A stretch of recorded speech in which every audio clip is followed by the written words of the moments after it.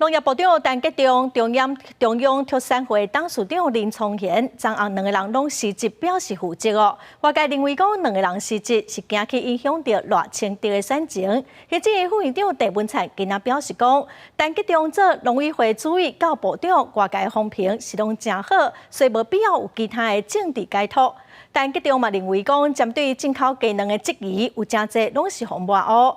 也毋过，这款讲法，立法院的国民党团是真不满。时代力量嘛批评讲，唔通啊准落台地当解决问题，要求政府应该要交代互清楚。进口鸡卵的争议牵涉到时间的危机，农业部长陈吉仲无法度平息民怨，宣布请辞。中央特产会董事长林聪贤也第一时。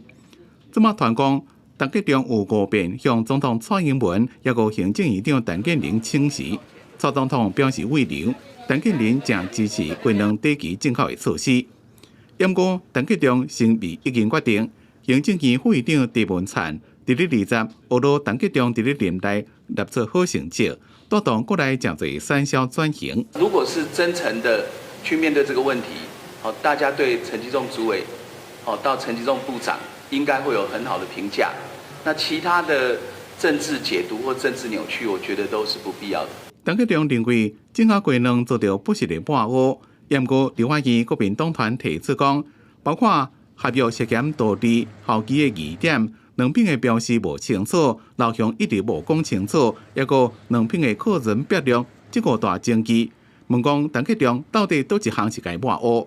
陈吉仲进口蛋平抑蛋价，我们在外面吃的卤蛋，或者是早餐店的早餐，现在有调降吗？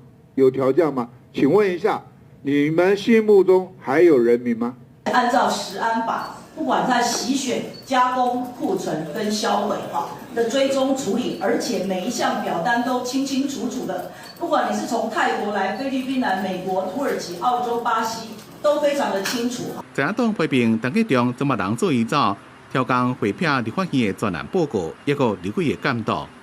民众党团指控。进口鸡卵的争议破坏政府的公信力，叫执政党要把重心放在咧人民，不是政治攻防。